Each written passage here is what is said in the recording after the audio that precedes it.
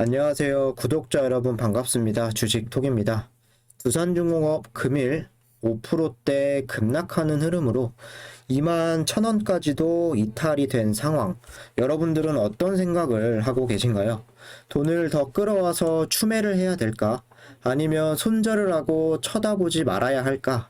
그냥 버티기 모드에 돌입을 해야 할까? 하루에도 몇 번씩은 이 고민들을 하실 겁니다. 저는 추매 급하다고 생각하지 않습니다. 계속 내리는 장대비는 피하는 게 맞고요. 오히려 지금은 손 놓고 현금 확보를 하는 시기라고 생각을 합니다. 금일 영상에서는 주가 흐름 체크를 해보고 제가 중장기로 보는 이유에 대해서 이야기를 해볼까 합니다. 매번 말씀드리지만 두산중공업 저는 최소 대선까지는 지켜볼 예정입니다. 여러분들도 앞으로 3분기, 4분기 실적에 따라서 주가가 어떻게 움직일지 전고점을 뚫고 갈 수 있을지 궁금하신 분들 많을 겁니다. 중장기 종목 선정하기 어렵다 하시는 분들 영상 끝까지 시청 부탁드리고요. 구독과 좋아요는 저한테 큰 힘이 됩니다. 제가 나아가고자 하는 방향, 소통하는 방송인 만큼 지금처럼 댓글 많이 남겨주시면 되겠습니다. 제 유튜브 아직은 부족한 거는 많다라고 보지만 감사하게도 유안타증권사와 제휴를 맺고 있습니다. 현재 유안타증권으로 거래를 하시거나 사용할 의사가 있으신 분들 주식톡 무료 정보방에서 도움을 드릴 수 있습니다. 댓글에 나와 있는 제 번호나 1대1 채팅으로 문의 남겨주시면 되겠습니다. 두 가지 절차만 진행이 되시면 되는데 어려우신 건 없습니다. 첫 번째로 계좌 개설, 요즘에는 스마트폰으로 쉽게 개설이 가능하고요. 계좌 유안타 있으신 분들은 패스하셔도 됩니다. 두 번째, 담당자 설정을 주식톡으로 이렇게 해주시면 유안타 사용할 때까지는 무료로 도와드릴 수 있습니다. 여기 보시면은 제가 실시간으로 오늘 또 많은 이야기들을 드렸습니다. 두중 정보 공유라던가 추매 타이밍 신중하게 좀 잡아드리고 있고 아마 혼자서 대응하시면서 주식창만 보시는 것보다는 멘탈 관리에도 충분히 정보적인 부분에서도 도움이 되실 겁니다. 시장에 대한 상황, 호재나 악재 등 제 생각들을 좀 공유를 해드리고 있고 편하게 주식톡이라는 조력자가 옆에 생겼다라고 생각을 해주시면 좋을 것 같습니다. 많은 관심과 참여 부탁드리도록 하겠습니다. 오늘 두산중공업 마이너스 5%대 급락세를 보시고 어떤 생각들이 들으셨나요? 매수한 걸 지금에 와서 좀 후회를 한다. 중간에 내가 수익 보고 있을 때 조금이라도 정리를 하면 좋았을 걸. 좋은 쪽보다는 역시 안 좋은 쪽에 좀 많은 포커스가 맞춰져 있을 겁니다. 일단 먼저 이렇게 드리고 싶은 말은 여기까지 대처하지 못하고 주가는 이미 흘러버린 상황이라는 겁니다. 이미 벌어진 이런 상황인데 고점에서 이렇게 물리신 분들 이미 현재 구간에서는 좀 손절하실 타이밍도 늦어버렸습니다. 너무 막 걱정하시지는 마시고 앞으로 잘 대응을 해 나가면 손실폭도 줄여나갈 수 있다라고 생각을 합니다. 여기까지 주가를 끌고 온 이유, 공매도를 제외하면 신주 물량에 대한 이런 부담이 가장 지분이 높지 않을까 생각을 하는데 호재가 나오면 주가를 올려야 하는데 또 올리려고 이렇게 하면 물량을 또 던져버리고 그리고 악재가 나면 당연히 주가를 좀 던지고 싶은 게 개인이나 기관이나 외인이나 다 같은 마음이라고 생각을 합니다. 애초 예상보다도 신주 8,300만 주, 그 중에서 유통 물량은 6,700만 주인데 이런 부담이 크게 작용하고 있다라고 보여지지만 좋지 않은 흐름에서도 평소 별것도 아닌 이슈만으로 안 좋게 반응하는 이런 장이다. 이런 부분들도 이해를 하셔야 할 것 같습니다. 암튼 아무 이유 없이 투매성이 짙어진다라는 생각이 좀 들었었고 시장 지수 대비해서 악재가 많이 낀 거 마냥 과도한 하락이다. 마지막으로 좀 빼고 발악하는 게 아닌가 이런 생각도 들기도 했습니다. 하락세에서 또 이렇게 큰 급락이 나온다. 저는 두 가지로 해석을 할 수 있다라고 생각을 하는데요. 첫 번째, 추가적인 하락의 이런 징조다. 아니면 저점이 잡히려는 징조다. 뭐 매일매일이 중요하겠지만 이렇게 밑에서 급락이 나온 시점, 이번 주 흐름 더 중요하게 지켜봐야 할 것 같습니다. 뭐 개인적으로는 단기적으로 하락을 조금 더 이어가다가 좀 저점을 이렇게 잡으려고 하지 않을까 보는 입장인데요. 뭐 제가 틀릴 수도 있겠지만 그때가 좀 추매라던가 물량을 잡아야 하는 시기가 되지 않을까 생각을 합니다. 뭐 나는 이 종목을 장투로 보고 있다. 오래 들고 갈 거다. 뭐 이런 부분으로 위안을 하고 있지만 사실 이런 상황들이 계속 발생을 하게 되면은 괜찮아. 좀 버티면 되지. 쉽게 이야기하시는 분들도 드물 겁니다. 심지어 3만원 부근에서 가지고 계신 분들 투심 자체가 훨씬 더 많이 흔들릴 수가 있겠죠. 뭐 여기저기서 2만원은 무조건 깨진다.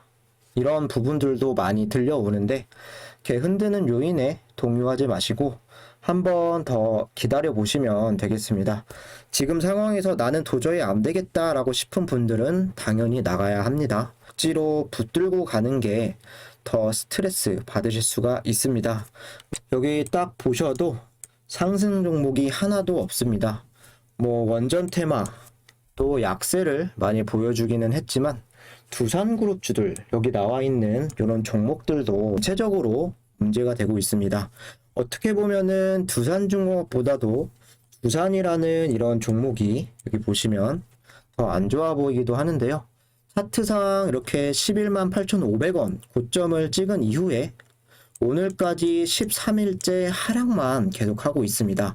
이렇게 많이 올라갔던 상승 흐름을 다 잡아먹는 상황에서 여기 60일선까지 밀려버린 모습인데요. 거래량도 상당히 좀 줄어들어 있는 모습이고 실적에 대한 예상 잠정치가 좀 하회해서 그런 걸까요? 뭐 두산중공업이나 두산이나 차트상 거의 비슷한 흐름이죠. 16일부터 계속 이렇게 좀 흘러내리는 모습인데 이제는 이제 두산 같은 경우도 자리를 좀 지키고 반등을 보여줘야 하는 시기입니다. 그래야 두산중공업도 다시 힘을 받아서 동반 반등이 예상되어지는 이런 부분들이 되겠습니다. 이어서 차트 흐름을 좀 보시면 60일선을 어제까지 좀 지지하나 싶더니 강하게 밀고 내려왔습니다. 내일 또 다시 하락세를 이어갈지 모르기 때문에 신중하고 좀 보수적인 대응이 당분간은 필요해 보입니다. 현실적으로 2만원까지도 떨어질 수 있다라는 생각으로 좀 보셔야 할 것 같습니다. 여기는 정말 지키는 게 좋겠지만 여기까지 만약에 이탈이 나온다라고 했을 때 앞자리가 이제 1로 바뀌죠. 이렇게 1로 바뀌는 순간 심리는 더 흔들릴 수 있을 거라고 생각을 합니다. 못 참고 나가는 분들이 더 많아질 수가 있다는 부분인데요. 월봉으로 보시면 주가가 계속 이렇게 쭉 떨어지다가 턴이 되었던 시점을 보자면 작년 뭐 4월에서 뭐 7월 요 부분이라고 볼 수가 있겠습니다. 다시 일봉으로 좀 크게 보시면 뭐 3월 달부터 뭐 7월 이때쯤인 것 같은데 가격권이 보이시나요? 2,200원까지도 갔었던 이런 주식이었죠. 이런 주가가 32,000원까지 갔다가 다시 2만원에 이렇게 좀 머물고 있는데 이때와 비교하면 지금도 상당히 많이 올라간 이런 모습입니다. 뭐 사실 제가 드리고 싶은 말씀은 이거는 아니고 작년부터 좀 보시게 되면은 여기서부터 주가가 한 5,000원 정도 했었죠. 여기에서 만원대까지 거의 2주 만에 이렇게 급등을 합니다. 그 이후에 조정은 거의 한 달 동안 이렇게 받았죠. 그리고 이후 또 9,000원에서 16,000원 구간까지 또 2주 만에 또 고공행진을 하는데 그 이후에 또 조정 한 달 반 정도 또 걸립니다. 그리고 다음 회차 여기 12,000원짜리에서 또 17,000원까지 이렇게 한 달 이상 또 급등을 했는데 이때는 조정이 상당히 길게 나왔습니다. 거의 3달 정도 좀 나와 있는데요. 이번에 12,000원대에서 32,000원대까지 상승 거의 한 달 내에 이렇게 좀 초급등을 해 주었는데 현재는 2달 정도 이렇게 조정이 진행 중에 있습니다. 보통 보시면 급등할 때는 시원하게 이렇게 좀 올려주고 조정 구간을 더 길게 이런 나오는 이런 패턴들을 자주 연출을 했습니다. 항상 뭐 주가가 이런 패턴대로, 그리고 이때와 지금은 또 시기상으로 여러 가지 부분이 달라져 있기 때문에 패턴대로 움직인다라고 볼 수는 없겠지만, 이번이 가장 상승폭이 가파르고 그리고 상승 구간도 그만큼 좀 길었습니다. 다시 말해서 조정을 버텨야 하는 시기다. 또 다른 급등이 보인다라는 부분이 되겠습니다. 현재는 추세도 많이 이탈을 했고 좀 중요 구간들을 계속해서 깨고 내려왔습니다. 뭐 힘드시겠지만 앞으로 조금 더 회복할 수 있는, 또 이렇게 몇 주 만에 급등할 수 있는 긍정적인 부분들 좀 생각을 해주시고, 떨어지면 기회다라는 전략으로 대응을 해 나가시면 되겠습니다. 우리의 투자금은 한정되어 있기 때문에 추매 자리 아직은 더 신중하게 지켜봐야 할 구간이라고 저는 생각을 합니다. 자주 말씀을 드렸지만 두산중공업은 상당히 오래 걸릴 수 있습니다. 중장기로 내가 버틸 수 있는 분들, 또 이런 조정세도 버틸 수 있는 분들만 참고해 주시면 될 것 같습니다. 제가 두산중공업을 길게 보면서 좀 괜찮게 보는 이유들이 몇 가지 있는데요. 여러분들과 크게 다를 건 없다라고 생각을 합니다. 역시나 회사 재무 안정화에 점점 다가서면서 실적도 턴 어라운드 되는 시점이라는 부분, 최악의 고비를 넘긴 이후에 차곡차곡 진행을 해 나가고 있다라는 부분이죠. 여기에 친환경 에너지 기업으로 사업의 속도도 내고 있는 상황인데, 첫 번째는 원전이 되겠습니다. 대형 원전뿐만 아니라 SMR, 소형 원전에서도 두산중공업은 큰 이점을 가지고 있고, 뭐 설계, 조달, 시공 이외에 뭐 원전에 대한 관리, 해체까지 기술력을 보유하고 있죠. 또한 미국의 웨스팅하우스와 유스케일 파워, 뭐 협력 관계 다들 아시죠? 웨스팅하우스가 수주를 따내면 다시 두산중공업에게 이런 뭐 제작을 맡길 가능성도 높은 상황이죠. SMR 같은 경우는 아직 상용화되기까지는 멀었지만 유스케일 파워가 가장 앞서 있는 부분이고, 내년부터 미국 발전 사업자 부분, 사업 원자로 모듈, 또 이런 주단 소재에 대한 수주 가능성이 높게 점쳐지고 있죠. 두 번째 같은 경우는 수소, 해상풍력 같이 묶어봤는데요. 두산 퓨어셀을 필두로 두산중공업은 두산그룹 내에서 수소를 생산하거나 유통을 하고, 또 시설을 뭐 에카플란트라던가 이런 부분을 관리하고 지어주는 역할을 할 겁니다. 수소 가스터빈이 2030년까지 또 40조 규모의 시장으로 성장을 할 거다라는 이야기가 이어지고 있고, 2027년까지는 기존 발전소의 가스터빈을 수소 가스터빈으로 전환하는 이런 사업을 참여하고 있습니다. 그리고 최근에는 또 암모니아를 활용한 또 수소 터빈 개발에 박차를 가하고 있죠. 해상풍력 뭐 제주라던가 이런 단지에서 그린 수소 또 생산하는 부분도 역시 가지고 있습니다. 세 번째는 해수 담수화 부분인데요. 중동의 물 부족 국가들이 상당히 많죠. 올 1월달 뭐 사우디아라비아 뭐 8천억 규모 이런 수주도 있었고, 최근에는 뭐 중동뿐만 아니라 미국도 물 부족에 시달리고 있습니다. 두산중호 같은 경우는 중동에서 선호도 1위를 하고 있는 기업이고, 세계 해수 담수화 점유율도 16%로 1위, 어마어마한 기술력까지 보유를 하고 있습니다. 네 번째는 폐배터리 재활용과 폐플라스틱, 뭐 폐비닐로 수소를 생산하는 기술, 연간 이것 또한 20조라는 이런 전망에 추후 전기차 시장이 이제 도래할 건데, 전기차 폐배터리 활용 시장에도 진출이 가능한 부분이겠죠. 뭐 폐자원을 이렇게 처리하는 기술로 또 ESG와 부합하는 이제 경영과 친환경적인 사업들, 또 ESG 같은 경우는 등급이 A로 상당히 높은 수준이라고 저번에 말씀을 드렸죠. ESG에 부합하는 회사가 얼마나 중요한지는 5번에 넘게 설명을 드렸습니다. 나머지 수주 부분인데요. 당진 수주라던가 그리고 전통 방식의 플랜트, 뭐 LNG 가스 수주 이런 부분이 될 수가 있는데, 큼직큼직하게 봐서 이 정도로 좀 보실 수 있고, 중장기적인 관점에서는 미래의 먹거리, 이제는 두산중공업을 거치지 않고선 실행하기 힘든 부분들이 찾아올 겁니다. 아직 이 부분들이 매출로서 발생을 하고 주력 사업으로 크기 위해서는 분명 시간이라는 부분이 많이 필요하겠지만 수주 부분이라던가 영업이익, 단기 순이익 등등 앞으로 매출이 줄어드는 건 또 상상이 안 되는 부분이기도 합니다.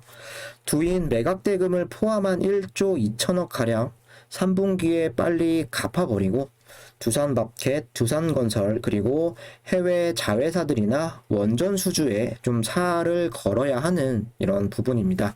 이런 상황에서 해외 원전 수출 이런 부분이 좀 유리한 쪽으로 가고 있다라는 내용도 있는데요. 여기 보시면은 EDF 민영화 차질, 폴란드 원전 자금 조달 불투명 한수원의 기회가 될 수 있을까? 프랑스 EDF의 민영화 계획 차질이 폴란드 원전 수주전의 변수로 떠오르고 있다.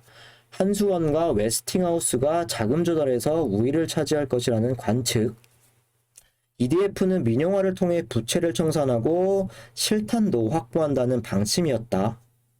하지만 자금 조달이 불투명해졌고 총 사업비 규모 42조 원에 달하는 폴란드 원전의 사업자가 되기 위해 자금 조달이 무엇보다 중요하다.